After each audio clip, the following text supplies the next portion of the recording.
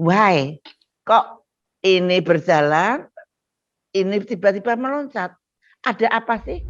Seharusnya Satgas itu selain memunculkan angka tracing positif segini, sakit segini, masuk rumah sakit segini. Nah, itu mestinya juga ada bahwa yang berasal dari yang sudah divaksin segini. Angka-angka itu mestinya bicara. Ya, PPKM darurat tetap dijalankan, tapi di dapurnya Menkes itu mengolah data-data sebelum meledak dan setelah meledak. Banyak faktornya, so that's why untuk persoalan peningkatan ini kita teliti yang benar.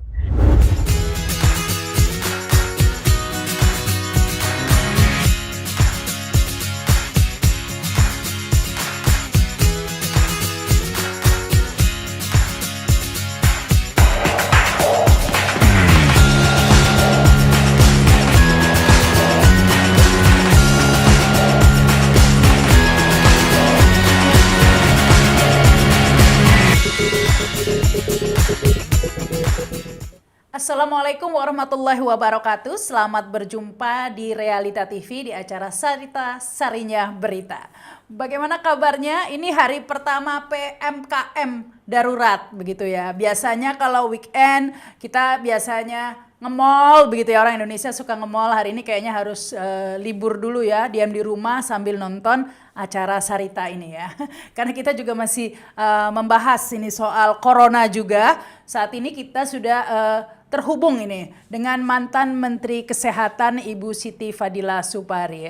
Assalamualaikum Bu. Ya, waalaikumsalam Mbak Rahma Sarita yang cantik. Luar biasa Bu, sehat ini Bu? Alhamdulillah, insya Syukur Allah ya. sehat. Ini Ibu Siti Fadila Supari ini bisa dikatakan mantan Menteri Kesehatan yang paling diingat publik ya, kayaknya begitu. Paling diingat. Kalau saya ingatnya dengan Bu Siti ini, waktu itu saya masih di TV One, tahun 2009 atau 2008 ya itu ya. Bu Siti sidak ke laboratorium Amerika, Namru waktu itu ya. Sidak nggak ditemuin sempet kan, tapi wah Ibu langsung sempat nutup Namru ya Bu ya waktu itu. Waktu itu belum, Namru itu saya tutup tahun 2019. 2009. 2009, waktu sidak sebelumnya ya. 2009. Enggak, sidak itu tahun 2008. Saya tutup setahun kemudian. Setahun kemudian, karena kenapa itu Bu? Lah, ya kan itu wacana, itu baru wacana sebetulnya 2008. Udah mendunia. Saya sudah diberi selamat oleh pimpinan-pimpinan negara-negara yang mungkin tidak senang dengan Amerika kali gitu ya, pada telepon congratulations. Padahal itu hanya satu berita begitu. Saya belum menutup kan ada prosedurnya. Nah, itu belum. Prosedurnya yang benar adalah pada tahun 2009 yang saya diam-diam. Ini ada orang tahu. Iya, akhirnya berhasil ditutup. Waktu itu sempat heboh karena Bu Siti Fadila ini sidak begitu ya, tanpa pemberitahuan langsung datang ke laboratorium Namru. Kelabakan ya, nggak boleh masuk sempet itu ya, dikunciin. disuruh nunggu sampai 10 menit, padahal itu waktu itu menteri loh ya, menteri disuruh nunggu. Ya tapi ya ditunggu ini ditemuin satpam, luar biasa ini. Akhirnya sekarang laboratorium itu sudah berhasil ditutup dan sekarang sudah tidak ada lagi ya Bu ya, laboratorium Amerika atau Cina atau mana Bu? Insya Allah tidak ada. Tidak ada yang Namru, tidak ada.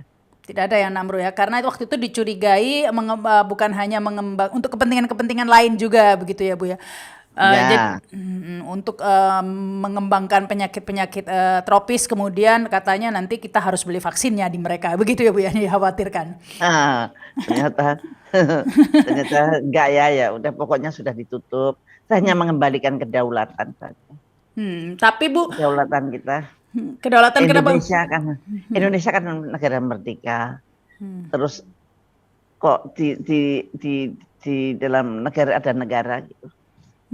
Iya, bahkan menterinya aja gak boleh masuk. Oke.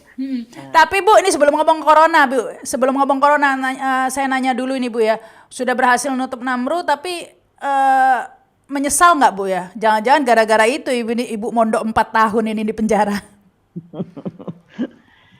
Menyesal telah menutup, ya enggak lah, bersyukur. Walaupun saya harus di penjara, bersyukur bahwa saya telah, karena waktu itu, detik itu tidak bisa dilakukan oleh orang lain kecuali saya.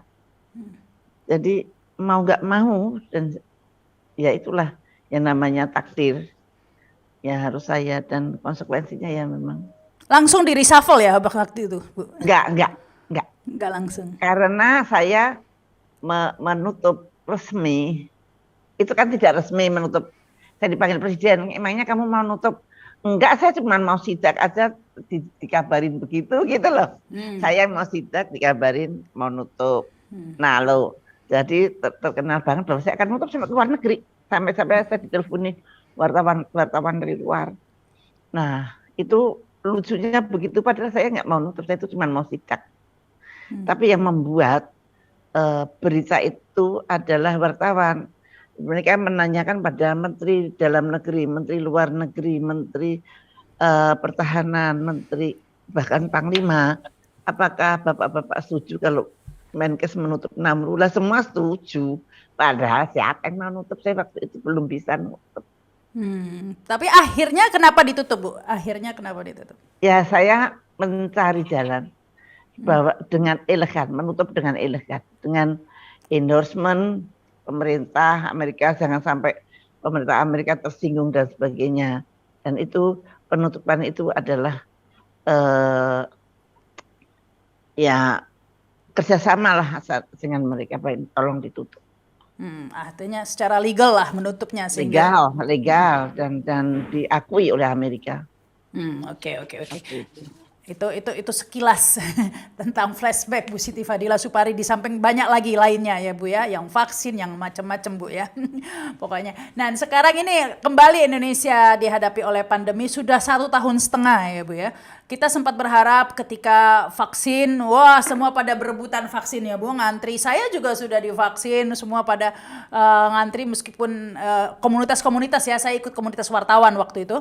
Ada yang komunitas dokter, ada guru, semua sudah divaksin. Tapi pertanyaannya setelah komunitas-komunitas dan manula ke atas ya, 50 ke atas divaksin, kalau menurut Jokowi 42 juta sudah divaksin. Tapi kata datanya di bawah itu katanya. Berapa sih Bu sebenarnya kalau Ibu tahu? Enggak. Ya, kalau dari tulisannya Bu Nadia dari Kemenkes itu baru 13. Tapi Pak Jokowi 40 juta mungkin targetnya target. Enggak, di tweetnya bilang sudah, diklaimnya sudah katanya. Saya nggak tahu, saya sendiri nggak menghitung. Barangkali Bu Rahma menghitung. Saya nggak tahu. Yang jelas sempat ramai di Twitter. Ini kok jauh sebenarnya apa jumlahnya. Tapi yang pasti sudah jutaan lah ya yang divaksin. Harapannya kan menurun. Tapi yang terjadi apa nih Bu? Kok tambah kita puncak-puncaknya bahkan tertinggi dari pertama kali awal pandemi. Nah ini mengapa nih Bu? Setelah divaksin kok tambah banyak?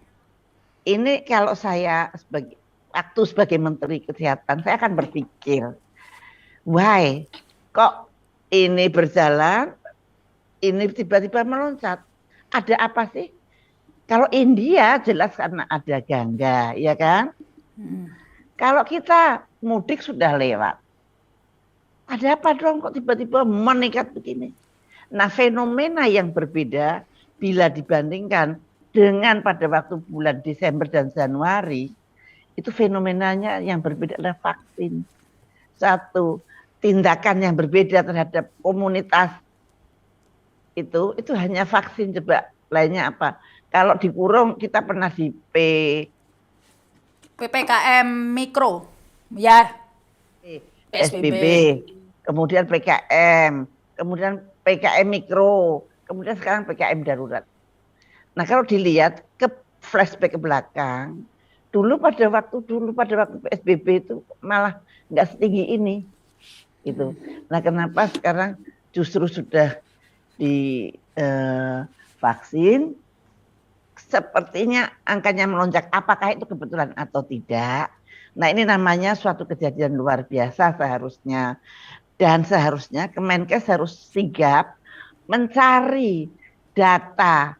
Kenapa sih?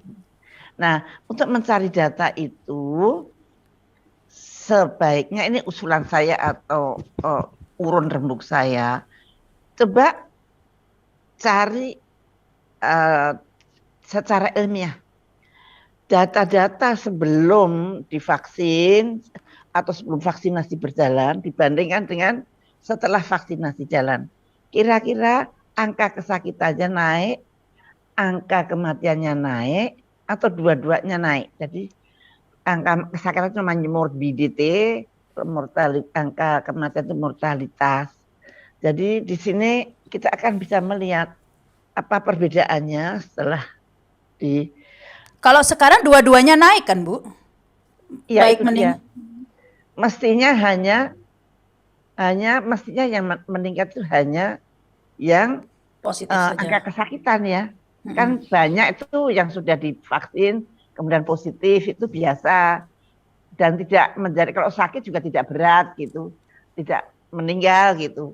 Kalau habis divaksin itu positif ya itu biasanya, itu biasa bahwa itu, tapi tidak sangat berat itu. Nah ini jumlahnya positif naik, jumlahnya yang meninggal juga naik. Nah itu menurut saya harus diteliti betul. Jadi perbedaannya apa pada waktu tidak naik dan pada waktu naik. Nah di sini, di sana nggak ada vaksin, di sini ada vaksin. Di sana ada kerumunan, di sini juga ada kerumunan, misalkan gitu. Nanti pada analisa statistik akan muncul faktor mana yang paling mempengaruhi. Kalau faktor mana yang paling mempengaruhi itu muncul, maka cara kita mengatasi ledakan ini akan lebih tepat dan cepat gitu. Kalau sekarang pemerintah mengadakan darurat PPKM, itu it's okay. Maksudnya adalah mengkat kontak, mengkat supaya orang tidak kontak dengan orang yang kena. Nah, itu juga sudah menurut saya itu sudah betul ya. Tapi kita harus mencari penyebab yang utama. Ya, PPKM darurat tetap dijalankan, tapi di dapurnya Menkes itu mengolah data-data sebelum meledak dan setelah meledak. Apa perbedaannya, apa faktornya yang kira-kira menyebabkan terjadinya ledakan ini, pasti akan ketemu. Ya, tapi ini Bu, sempat sebelumnya kan diberitakan ya bahwa kalau divaksin memang masih bisa positif, tapi nanti gejalanya tidak parah begitu. Pada kenyataannya banyak yang masuk ICU, bahkan yang meninggal juga banyak sudah divaksin Bu. Kolega saya, teman. Nah, ini jadi yang ya Tante. Nah, ini jadi yang benar yang mana nih Bu? Ya, bukan benar atau tidak, tapi tidak pernah ada angka yang muncul. Seharusnya Satgas itu selain memunculkan angka tracing positif segini, sakit segini, masuk rumah sakit segini. Nah itu mestinya juga ada bahwa yang berasal dari yang sudah divaksin segini. Angka-angka itu mestinya bicara. Jadi apa namanya, kita jujurlah dengan, kan ini untuk bangsa dan negara, bukan untuk perseorangan, dan nggak ada seorang pun yang pengen ini lebih parah. Semua orang kepengen ini lebih baik. Nah, kalau angka-angka itu keluar dengan baik, maka saya kira para cendekiawan, para ilmuwan akan merubung, ayo kita selesaikan bersama dengan cara yang saintifik. Nah, itu. Jika sudah ada data yang akurat, maka bisa dianalisa akar permasalahannya, begitu ya Bu ya? Iya. Sementara data yang sudah divaksin aja simpang siur. Ya, apalagi data yang ini Bu ya, jumlah yang divaksin aja ada yang presiden bisa bilang 42 juta, ada yang bilang ini ya mungkin nanti ada klarifikasi. Pasti ada ya, klarifikasi kan. Nanti ada klarifikasi biasanya. Tetapi ini nanti dianalisa akar masalahnya apa. Tapi sebelumnya ini pemerintah sendiri kalau tidak salah ya Bu ya, mensosialisasikan bahwa nanti kalau sudah divaksin akan tidak parah. Apakah ini akar permasalahannya salah satunya sehingga orang teledor merasa dirinya sudah vaksin begitu? Nah itu semua harus diteliti. Kalau saya ngomong ya sama aja, saya kira-kira doang. Mungkin orang terlalu pede sudah divaksin tuh nggak mau pakai prokes. Mungkin juga orang tidak disiplin, udah biasa dengar tetangga sakit, tetangga mati biasa. Itu juga bisa, udah kebal.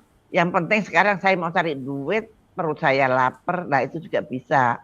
Jadi masyarakat jenuh itu juga mungkin. Semua itu harus kita explore dengan cara-cara yang saintifik. Jadi hasilnya bisa dipertanggungjawabkan untuk bisa membantu negara ini untuk kembali normal kembali. Iya, tapi Bu jadi penasaran juga nih, orang jadi bertanya-tanya, kita disuruh vaksin, tapi masih bisa kena, masih bisa meninggal juga. Lah lantas apa gunanya vaksin nih Bu? Lah memang vaksin ini maksud pemerintah bukan untuk perorangan saja, tapi untuk herd immunity. Herd immunity itu kalau 70% dari populasi itu sudah mempunyai titer antibodi yang tinggi-tinggi. Lah padahal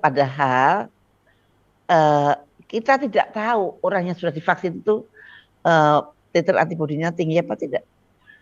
Itu yang saudara saya sudah divaksin 2 kali dengan Sinovac, dihitung titer antibodinya cuma 10. Lah, dia ketakutannya bukan main. Bagaimana ini kok cuma 10 lah, salahnya kamu ukur antibodi, kamu jadi takut, saya bilang.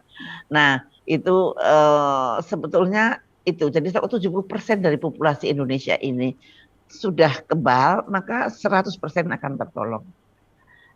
Ini mengacu kenapa kok begini? Ini belum pernah dilakukan di dunia.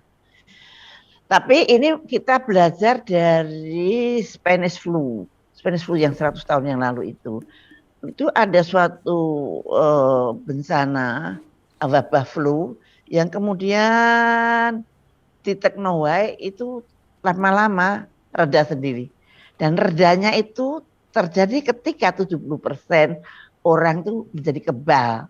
Lah kebalnya mereka alami, bukan dari vaksin, tapi kena terus hidup. Ini apa tuh hidup. Jadi bukan karena vaksin. Nah, ini ditiru oleh abad sekarang, bukan Indonesia loh, seluruh dunia nih loh, untuk mencapai herd immunity itu pakai vaksin.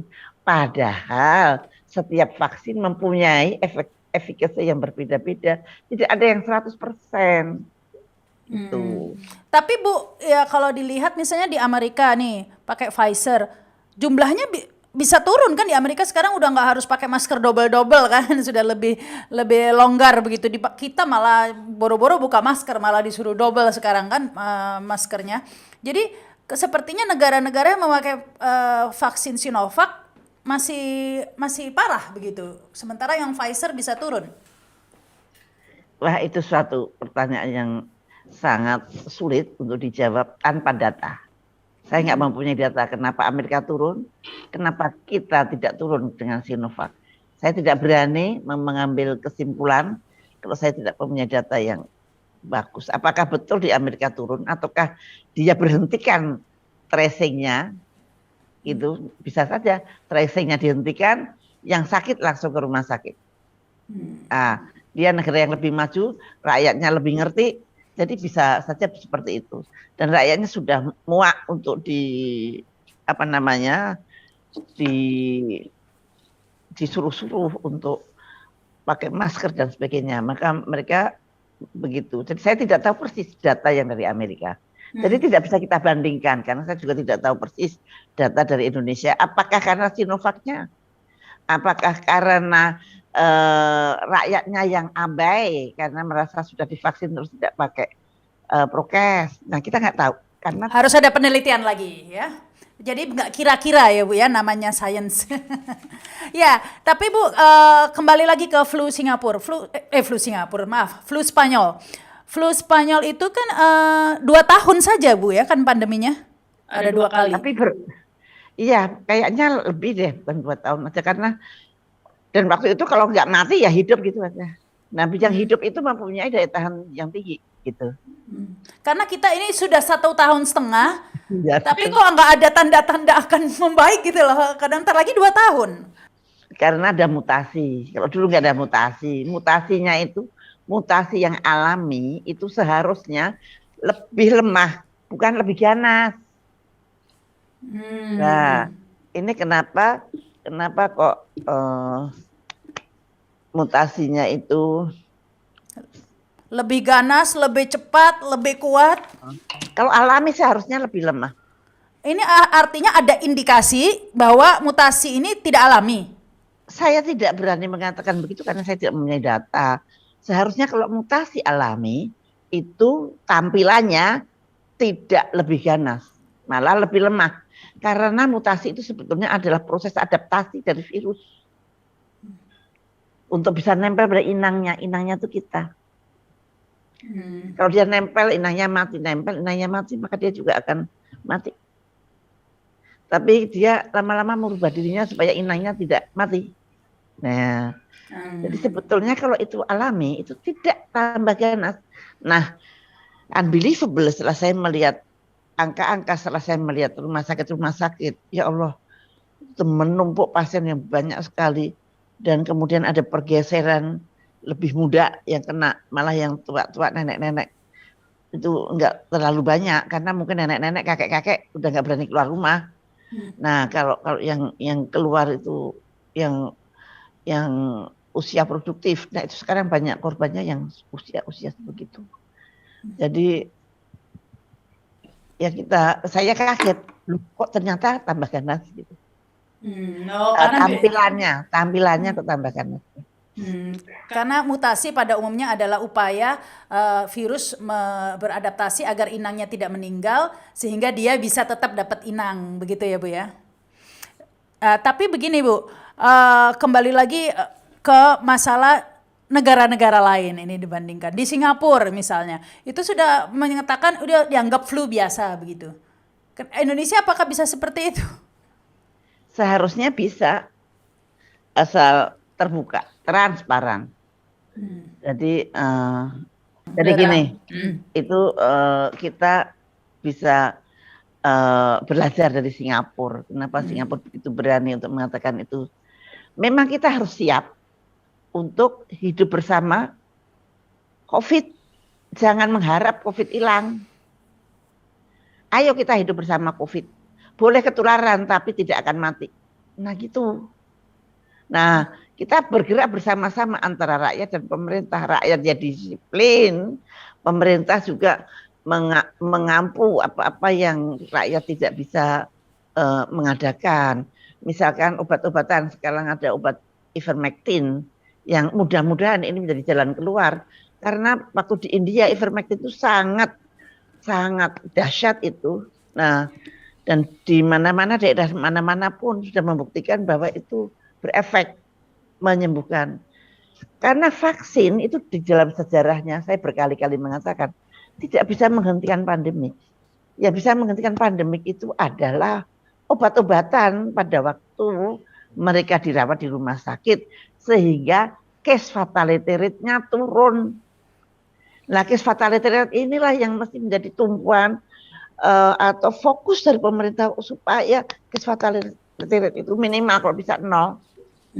Nah, kalau ketularan cuma ketularan doang tapi tidak parah dan tidak mati, ya nggak apa-apa toh, kayak flu.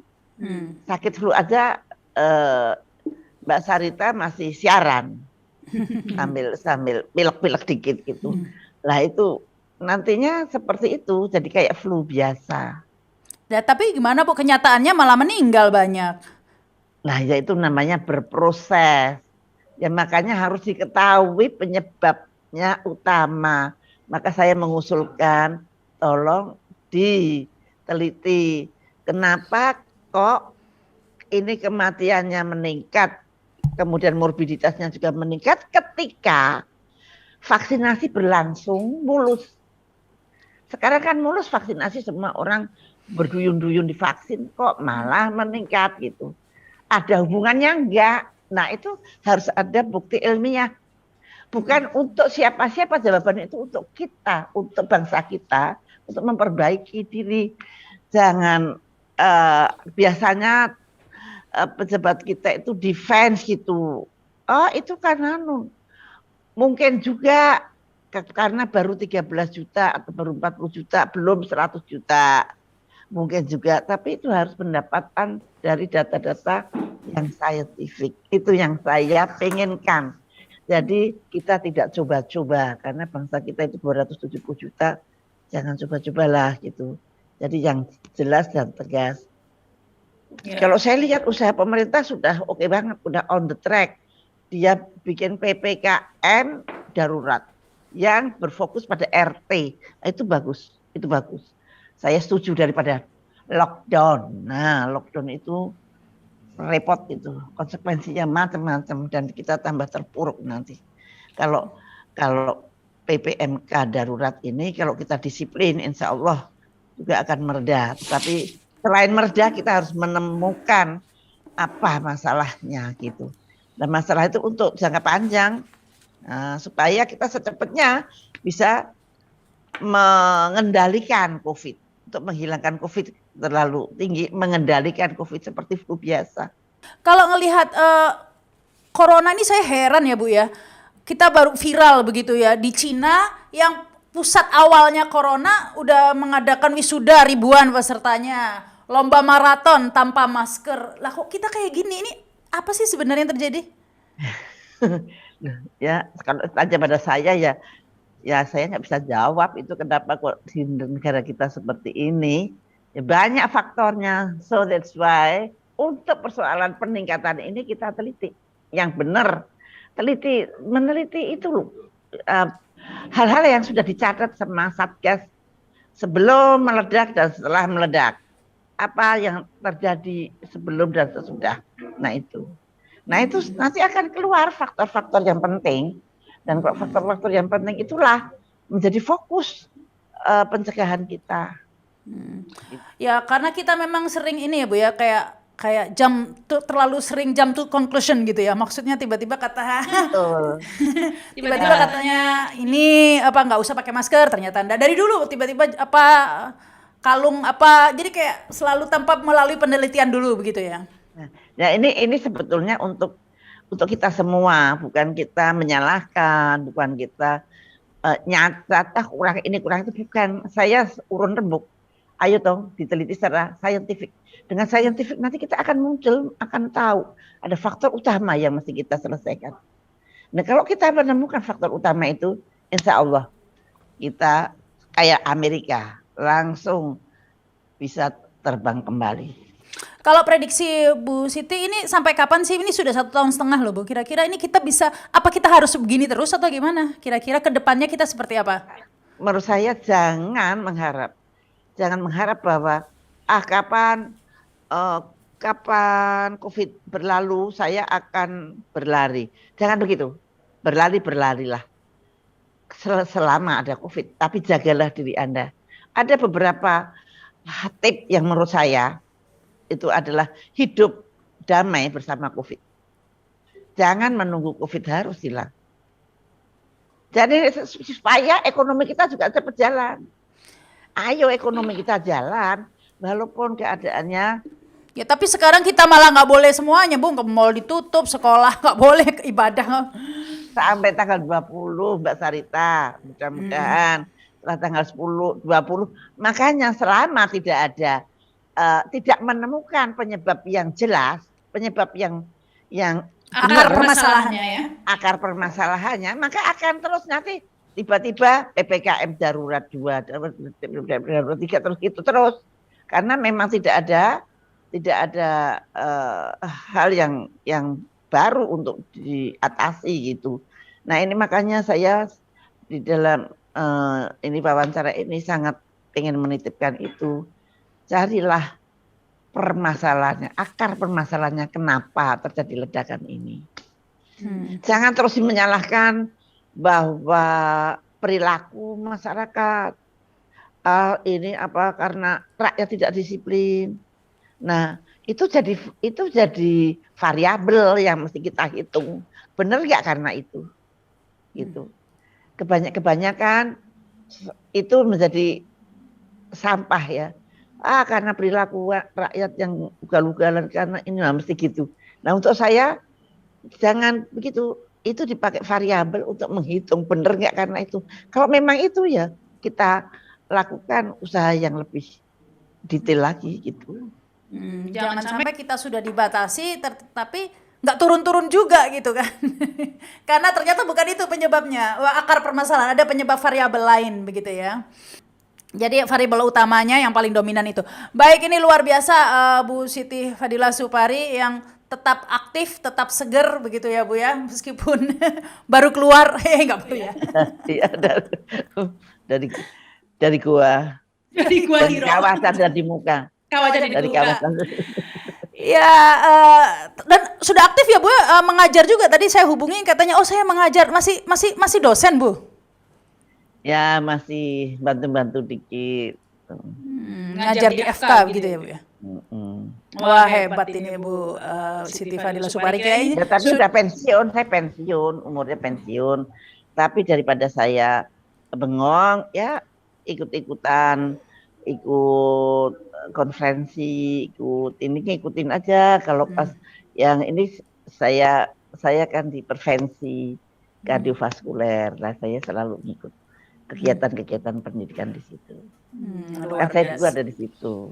Terus daripada tidak ngapa-ngapain, main di rumah terus kan bosen banget ya. Tetap produktif gitu ya Bu ya, luar biasa. Ya mudah-mudahan sehat terus Bu ini. Terima kasih sudah bergabung, udah berbagi ilmu lah dengan para pemirsa Realita TV. Terima kasih sekali lagi. Jadi tetap produktif ini kayak Bu Siti Fadila Supari ini ya. Dan saya mau nitip bahwa ada YouTube saya. Isinya ada serba-serbi tentang COVID. Namanya Siti Fadila Supari Channel. Ya, ayo subscribe ya, Siti Fadila Supari Channel begitu. Waduh, aktif YouTube channel juga luar biasa ini Bu ya, produktif terus ini ya. Enggak, penjara tidak menghentikan ya Bu ya. Ya. Penjara tidak mampu menghentikan Bu Siti Fadila Supari rupanya. Tetap ya Bu ya, tetap bersuara. Terima kasih sekali lagi. Dan terima kasih juga sudah menyaksikan tayangan ini. Jangan lupa subscribe dan komen. Saya Rahma Sarita. Jangan lupa jaga kesehatan ya, jaga imun begitu ya. Bagi yang sudah positif COVID, terus berjuang agar kuat menghadapinya dan segera berlalu. Ya, itu aja ya. Saya Rahma Sarita. Sampai jumpa. Wassalamualaikum warahmatullahi wabarakatuh.